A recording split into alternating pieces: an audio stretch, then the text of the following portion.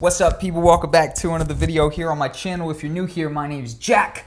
I upload daily content based around video editing, videography, and how to make money making videos. Subscribe if that sounds interesting to you. Today, we're jumping into how to get smooth clips, some videography tips. First off, let me preface this by saying I'm still in the learning process of a videographer.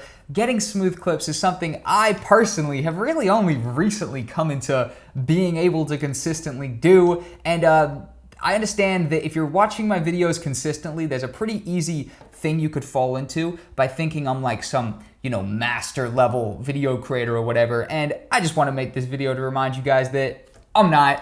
I'm definitely not. And also, I can't wait to remind you guys of that. I literally can't. And today's video is going to be talking about literally from an amateur videographer's perspective. I'm an amateur videographer. By the definition, I guess I'm technically professional because I get paid to do this, but I feel like an amateur, and I think that right there is the mindset of someone who's open to learning new things and, who definitely doesn't think I've by any means completed videography. I've just started. So today I'm going to show you guys some of the kind of little things that I've noticed that have helped me get smoother clips as a straight up amateur. I'll be real. Like I said, again, technically I guess I am a professional, but I feel like an amateur, and I'm going to show you guys some of the stuff that I, as a developing videographer at 20 years old, I'm 20, still working on being a videographer. I have only done, probably not even 100 paid videography projects, right? Yeah, probably not even 100 paid videography projects, right?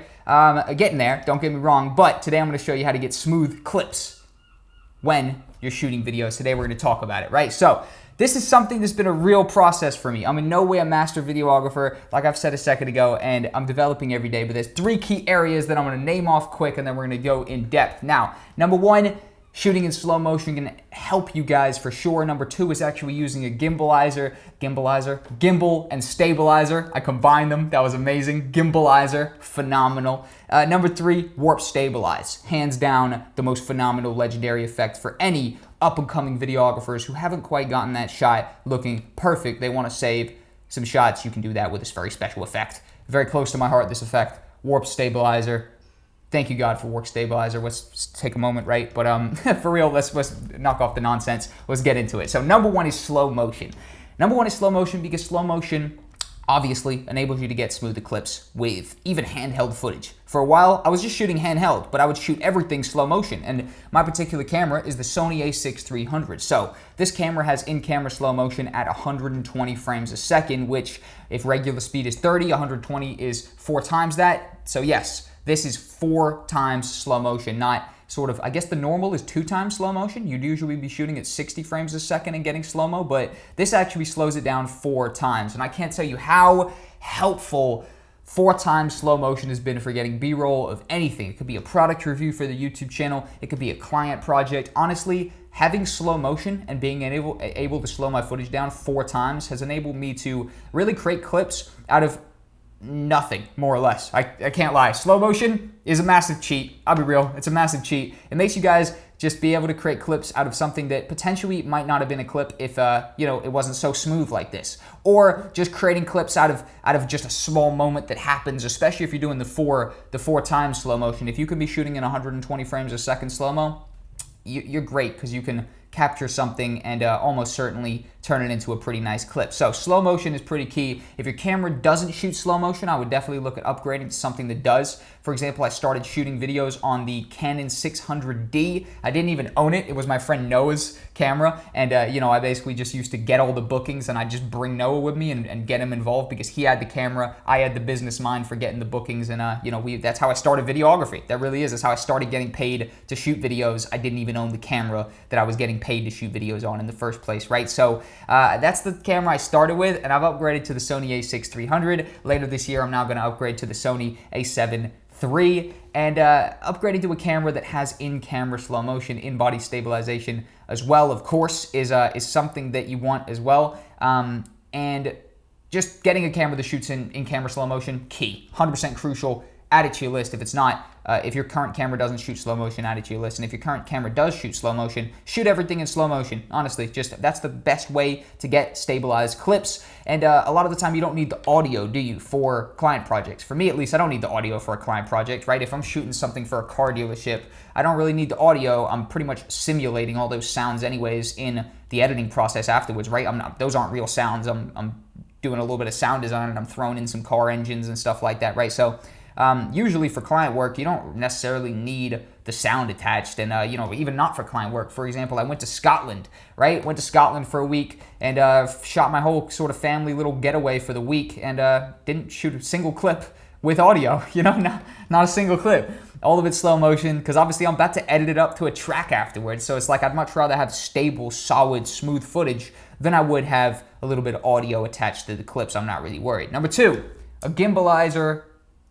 I'm just rolling with it. I did it again. A gimbal, aka stabilizer, aka gimbalizer. So dope. Tell me if I'm the first person you've ever heard say that. Hilarious. Comment down below gimbalizer for a chance to win absolutely nothing. And having a gimbal is something that is definitely going to add a little bit of stability to you. Not even a little bit, loads. It's going to add loads of stability. It's going to take away movement in terms of the footsteps and stuff like that. And overall, getting a gimbal, aka stabilizer, aka gimbalizer, is something I would 100% suggest. I only got my first gimbal a few weeks ago, maybe 3 weeks, 4 weeks ago. Well, I had a gimbal before for like the phone and stuff like that, but I actually just got this a couple weeks ago. Fiutech sent me their Fiutech G6, which is perfect for mirrorless cameras. This camera right here, which is funny enough because I was shooting on the regular lens and I was all good, the kit lens, but now I've just gotten a brand new big ass lens, which I'm shooting this video on here, and I honestly don't think the weight is enough. I mean, I think it's too much weight for this little gimbal right here, so I might have to look into upgrading my gimbal again. But a gimbal, aka stabilizer, aka gimbalizer, is 100% something that's going to add smoothness to your clips, and this is going to be the biggest increase in smoothness, is just getting yourself a gimbal or a stabilizer. I can't even stress this enough that, I mean, slow motion and the gimbal and stabilizer, that is the perfect combination. That's really what I did Scotland with. I did it with this little gimbal right here, and I shot the whole thing 120 frames a second, and there's every clip in this 1 minute edit is just an absolute banger of a clip because of the fact that I combined the 4x slow motion with the gimbal, period, the gimbalizer. And it's so obvious, I feel as though, right?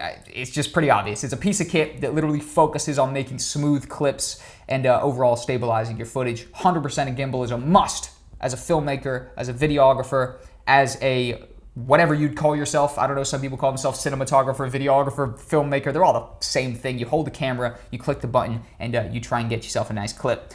Number 3, warp stabilize. Warp stabilize is a alternative route because you've got number 1, slow motion, number 2, gimbalizer, and number 3, warp stabilize. The first two are something you can kind of control in the, I guess you say, the hardware side, right? Where it's either in the camera, right? Or it is a physical piece of equipment that's literally stabilizing the clip for you and literally making the camera go smoother so that obviously it's smoother footage. And warp stabilize is different. It's nothing to do with the hardware. It's software, all software, right? You just attach warp stabilize to your clip. So this is something that really hits home for my Premiere Pro users and my After Effects users. I don't know if any Final Cut people can use warp stabilizer. I'm sure there's something similar, right? But I'm just going to name this warp stabilize because I use Premiere Pro, right? And warp stabilize, if you didn't know, I assume most people do, warp stabilize is an effect that if you've got a shaky clip, you can drag the effect to it and it will kind of do its best to analyze the movement of this clip and stabilize it as best you can. It's a gamble, it's a hit and a miss. I would not bank on warp stabilize as your main form of stabilization. Like I wouldn't be actively shooting shaky clips and being like, oh, warp stabilize is going to fix it. In some it does, for sure, but a bunch of it doesn't as well. So I think your best bet is to try shoot the smoothest footage you can, and if there is a little bit of a shake to it, throw a little bit of warp stabilize on there and see if it can iron out that little bit of movement. And a lot of times it does. Warp stabilize is something that I've used for a whole bunch of different shoots, recent shoots even, you know what I mean? I shot my car dealerships that I shot the other month, warp stabilized the hell out of those clips, because obviously to get the clips, I was riding in the back of a car, right? So we had the trunk popped of a car. I'm hanging out the back of the car, and then you've got the car that's actually the subject of the shot I'm getting coming towards us in front, and obviously I'm just shaking around in the back of the back seat. So I really needed all the help I could get with that particular edit, and you know, I use warp stabilize. No shame, hell no. Warp stabilize is a banger of a little tool, and I would encourage anybody who is kind of not too sure what to do with the stabilization side to throw some warp stabilize on their clips, see what it does. Like I said, it could be a hit, it could be a miss, but a lot of the time it's a hit, to be real. Thank you guys for watching the video. I've been Jack. Hope you've enjoyed. Quick little video talking about how to get smooth clips, videography tips. It rhymed. Didn't intend for it to rhyme, but it did. Love it. We invented a word, the Gimbalizer. Phenomenal. Hope everybody had fun with that one. Thank you guys for watching. I've been Jack, or ItsJackCole. Follow me for more if you're interested. Have a nice day, and take it easy.